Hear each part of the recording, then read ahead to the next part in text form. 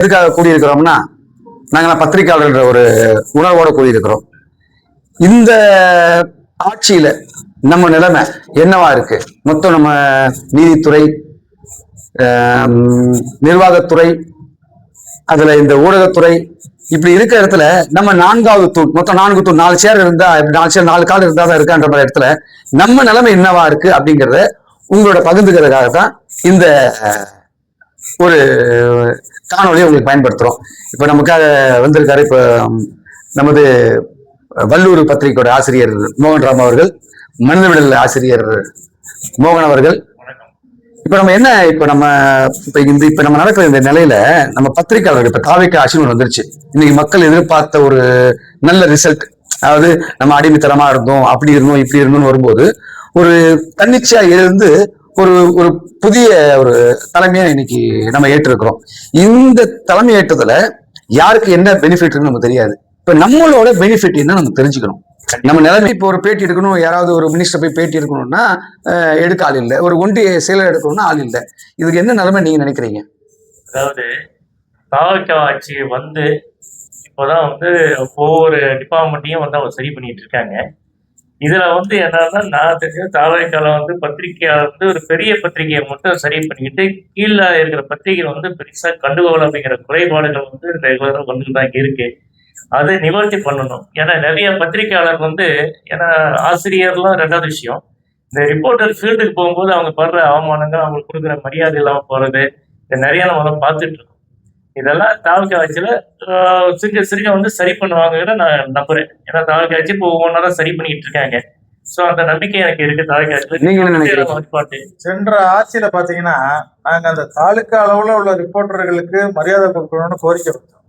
ஆனா இந்த ஆட்சியில பாத்தீங்கன்னா மாவட்ட நிர்வாகிகளுக்கே மரியாதை இல்லாம போயிடுச்சு. எப்படி சொல்ல வர்றீங்க? அது இந்த தாவேக்கா ஆட்சி வந்ததுக்கு அப்புறம் பாத்தீங்கன்னா, அவங்களே செய்தி எடுத்து அவங்களே ரீல்ஸ் போட்டு அவங்களே பரப்பி விட்டு போயிடுறாங்க. நம்ம செய்தியாளர்கள் என்ற ஒரு வாழ்க்கை முறையில் நம்ம இருக்கிற யாருமே இனிமேல் பிழைக்க முடியாத நிலைமைக்கு தள்ளப்பட்டிருக்கோம். அவர் யாருமே பாத்தீங்கன்னா தாலுக்கா அளவுக்கு போராடிட்டு இருக்கோம் உரிமை வேணும்ட்டு. கடைசியில அவங்க மாவட்ட செய்தியாளர்கள், மாவட்ட பொறுப்புல உள்ள பல பத்திரிகையாளர்கள் இந்த வாழ்வை இழக்கும் சூழ்நிலைக்கு தள்ளப்பட்டுள்ளனர். பிஆர்ஓ என்பவர் பப்ளிக் அவ்வளவுதான். ஆக்சுவலி அவர் ஒரு ஊழியர். நமக்குன்னு சில இது இருக்கு. நம்ம வந்து இப்ப ஆக்சுவலி ஒரு நிறைய பேருக்கு சில விஷயங்கள் தெரிய மாட்டேங்குது.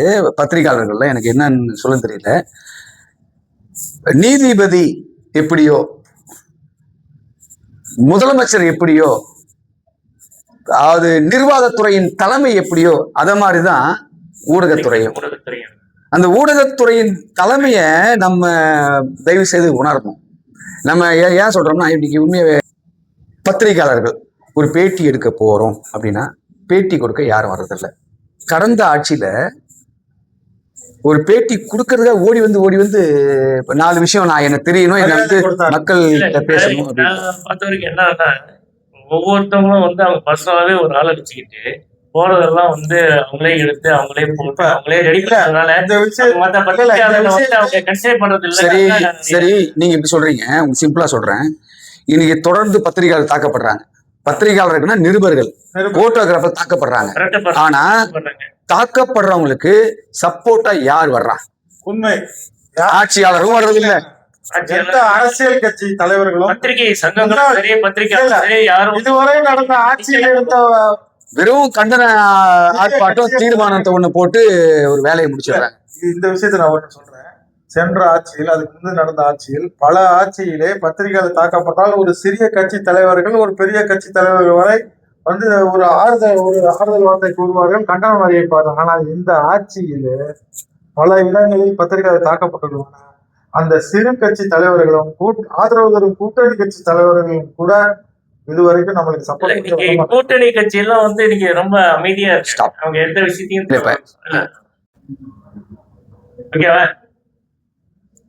அதாவது நான் என்ன சொல்ல வரேன்னா, நம்ம இந்த விஷயத்த நடக்கிறத பத்தி நம்ம பேசணும் அப்படின்னும் போது இங்க என்ன பிரச்சனை நடந்துச்சு? நீங்க என்ன சார் பேசுறீங்க? நாம சென்ற திமுக ஆட்சியில பாத்தீங்கன்னா குளுத்துல கல்குவாரி ஒரு எம்எல்ஏவோட கல்குவாரி அது. இங்க நம்ம திருச்சியில திருச்சியில.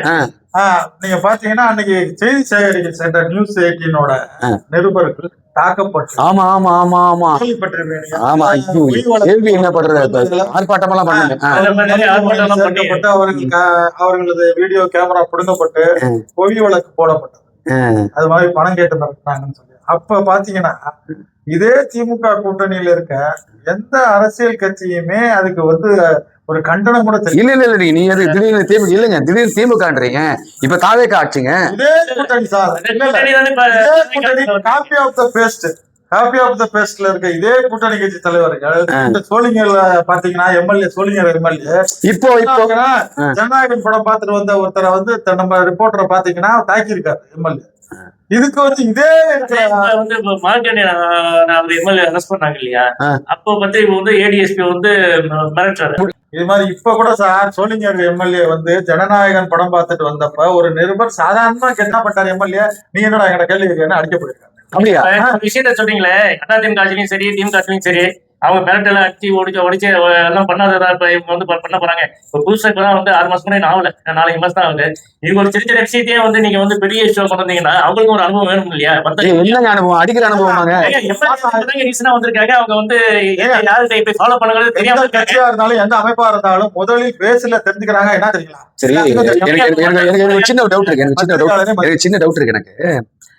இவ்வளவு நடக்குது, இதுல பாதிக்கப்படுறது யாருங்கிறத உணர்ற இடத்துல நம்ம இருக்கணுமா இல்லையா? என்னோட கூட்ட சொல்றேன். இது யார் பாதிக்கப்படுறான்னு பாத்தீங்கன்னா 4ஆம் தூண் சொல்லக்கூடிய ஒரு பத்திரிகையாளர் பாதிக்கப்படுறாங்க.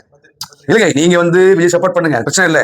நீங்க குறைகளை விஷயத்த சொல்றீங்க, கரெக்ட். ஆனா இன்னைக்கு நம்மளோட வாழ்நிலை, நம்மளோட இருக்கிற மிகப்பெரிய சேனல் நியூஸ் 18 ஆகட்டும், இல்ல இப்ப பாலிமர் ஆகட்டும், ஏன்னா எல்லாருமே மேற்கொண்டு இருக்கிற அத்தனை பேருமே இப்ப நீங்க விஜய்னு ஒருத்தர் உங்க சர்க்கிள் இப்ப நீங்க சப்போர்ட்டா பேசிட்டு இருக்கிற ஒரு தாவேக்கா ஆட்சிக்கு ஒரு இன்னைக்கு இப்ப திருச்சி இன்னைக்கு வராரு அப்படின்னு ஒரு போட்டுட்டா, உங்க டிவியில உள்ள மொத்த பேருமே அவர் புகழ் பாடுற பாட்டை போடுறீங்களே, இது ஊடகத்துறைக்கு அவமானமா இல்லையா? நீங்க அவமானமா இருக்கிறீங்க. நீங்க இது அவர் இப்பதான் உள்ள ஒரு மக்களுக்கு நல்ல நன்மை செய்து வராரு. அதுக்கு சப்போர்ட் பண்ணி ஊடகம் எல்லாம் வந்துகிட்டு இருக்கு. அதுல உங்களுக்கு விடியல் ஆட்சின்னு சொல்லிட்டு போட்டாங்க. எல்லா பத்திரிகைகளும் தான் போட்டாங்க விடியல் ஆட்சி, விடியல் வந்துச்சு போச்சுன்ட்டு. என்ன விடியல் வந்துச்சு? அப்ப நீங்க கேள்வி கேட்க முடியும். கேட்கணும்ல எல்லா பத்திரிகையும்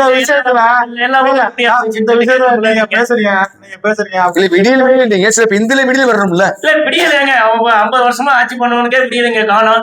நேத்து வந்திருக்காரு. அரசியல் இனிமேதான் பண்ணணும், ஒவ்வொருத்தான் பாக்கணும். சரிங்க, அவங்கள ஃபேஸ் பண்றது. சரி, இப்ப நீங்க சொல்ற இதே மாதிரி நீங்க எடுத்துக்கோங்க. இதே மாதிரி ஒரு ஆட்சி நடக்கிற இடத்துல நீங்க சொல்ற இப்போ உங்கள் விஜய் வரான்னு அந்த பாட்டு போடுற அதே சேனல்காரர் தான் போட்டு ரோட்ல மிதிக்கிறாங்க, அடி கடக்குறாங்க.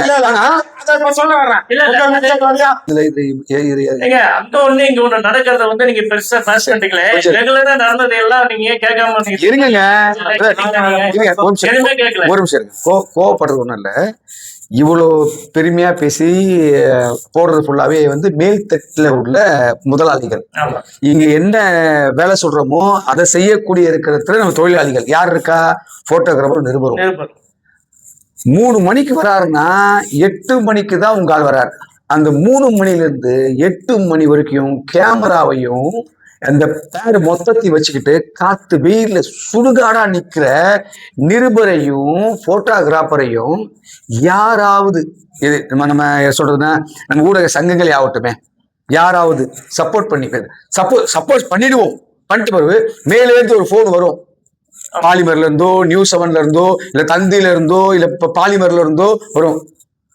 அந்த விஷயத்த நீ பேட்டி கொடுக்காத. யார் எம்எல்ஏ அடிச்சிட்டாரா?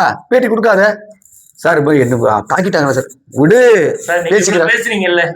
இது இதே ரிப்போர்ட்டர்ஸ் இது இப்ப தாவேக்கா ஆட்சி வந்த பிறகுதான் இந்த மாதிரி ஒரு நிலைமையில இருக்காங்க. இல்லைங்க, நான் அப்படி சொல்லுங்க. என்ன சொல்றாருன்னா நீங்க என்ன சொல்லி வந்தீங்க?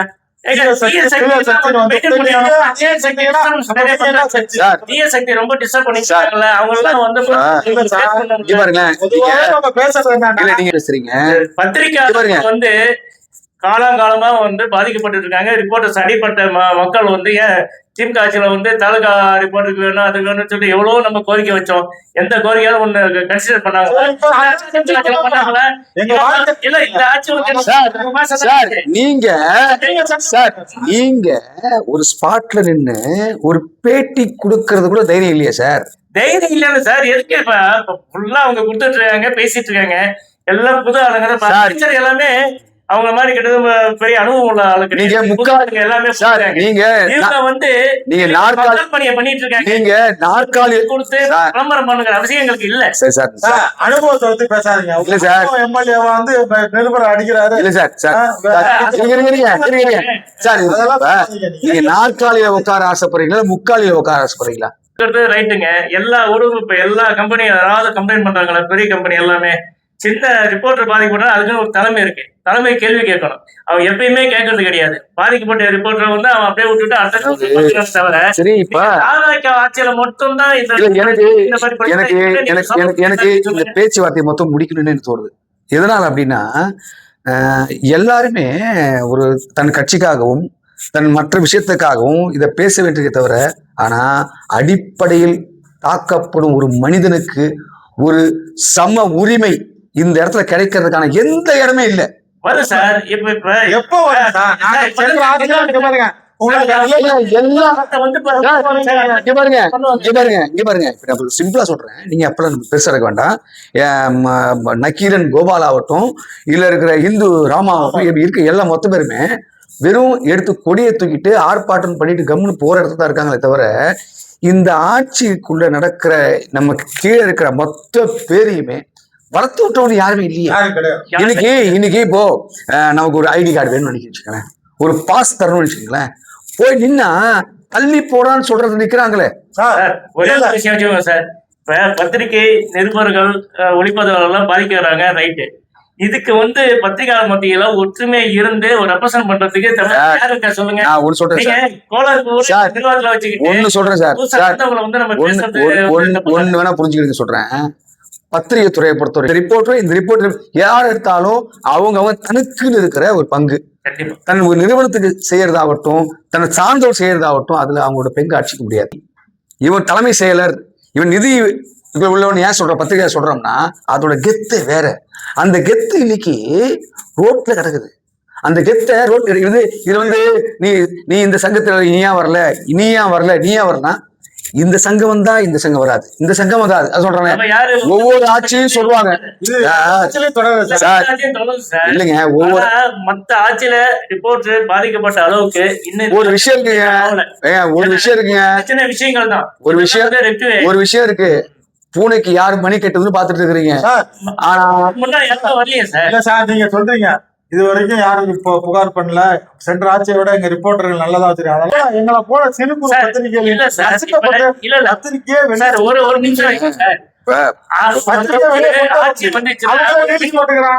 அவங்களே ஒரு எம்எல்ஏ ஒரு போட்டோகிராஃபர் ஒரு ரீல்ஸ் போறவன கூட்டு வர்றாரு கையோட. அப்புறம் பத்திரிகையாளர்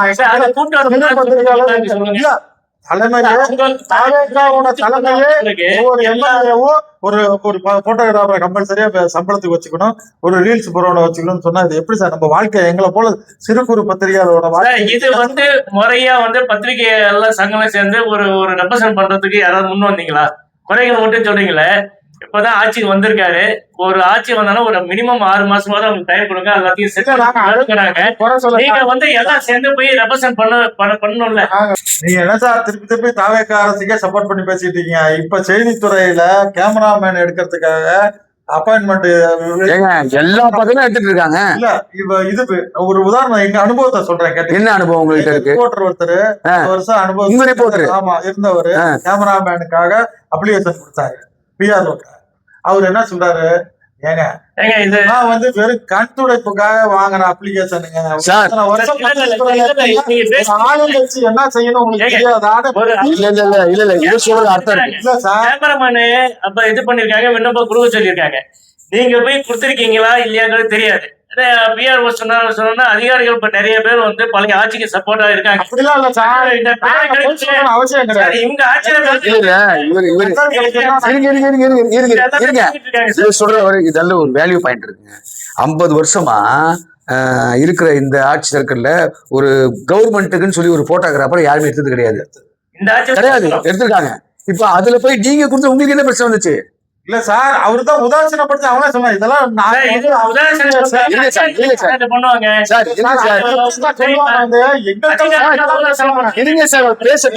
எங்கள்கிட்ட அவங்க பர்சனலா பேசுவாங்க. சார், நீங்க 10 வருஷமா பத்திரிகை துறையில அனுபவத்துல இருக்கீங்க. ஆளுங்கட்சியை என்ன செய்யணும் உங்களுக்கு தெரியும். நீங்க அப்ளிகேஷன் கொடுத்தா நாங்க எடுக்க முடியுமா உங்களுக்கே தெரியும். யாரு கொடுக்குற சிபாரிசுல தான் நாங்க போட முடியும் அந்த அப்பாயின்மெண்ட். அதிகாரிகள்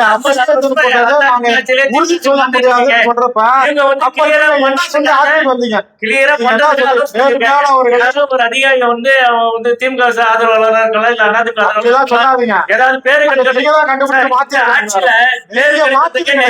இருக்காங்க சார். இதை ஒவ்வொன்றும் வாட்ச் பண்ணி கடைசியா பார்த்தா இந்த செய்தியாளர்களுக்கும் போட்டோகிராஃபருக்கும் எந்த விதமான பெனிஃபிட்டும் இந்த ஆட்சியும் இல்லைங்கிறது தான் நிதர்சனம் சார். கண்டிப்பா ஒரு டைம் கொடுக்கணும் சார்.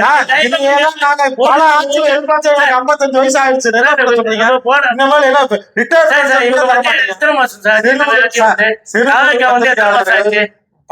பல பத்திரிகை. சரி, இதை வச்சு சரி சார் சார் கொடுங்க.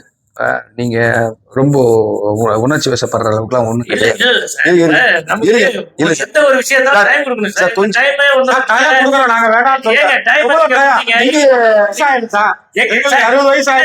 ஒரு பென்ஷன் 60 வயசு வந்து கேட்கறதுக்கு உங்களால ஒண்ணுமே முடியல. நீங்க வந்து 4 மாசம் ஆச்சு, 4 அவங்க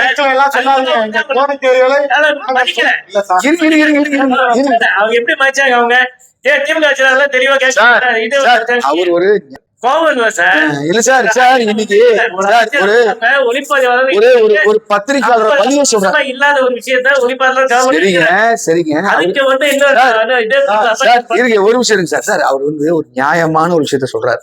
நான் ஒண்ணு இல்ல, அவர் என்ன சொல்றாருன்னா, என்னை சார்ந்த ஒரு நிருபர் அங்க போயிட்டு நானும் ஒரு கவர்மெண்ட் போட்டோகிராஃபர் ஆகலாமே, ஒரு சந்தோஷத்துல கொண்டு போய்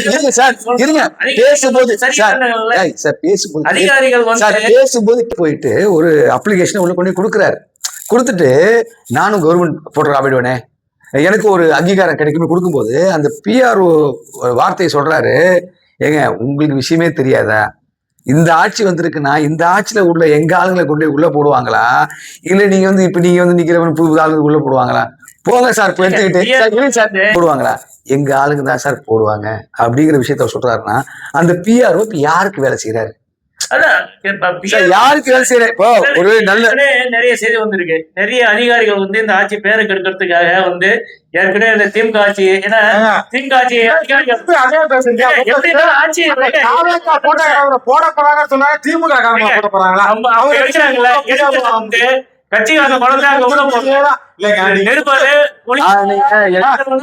எனக்கு தெரிஞ்சு பேட்டி சார் ஒரு பத்திரிகையாளர் பேசிட்டு இருக்காரு. பத்திரிகையாளர் வந்து ஒளிப்பதிவாளர் போடுறேன்னா அவங்க அப்பாயின்மெண்ட் பண்ணிட்டாங்கன்னா அந்த 50 பேர் பண்றாங்கன்னா 50 பேர் ஒளிப்பதிவாளர்னு பாக்கணும்.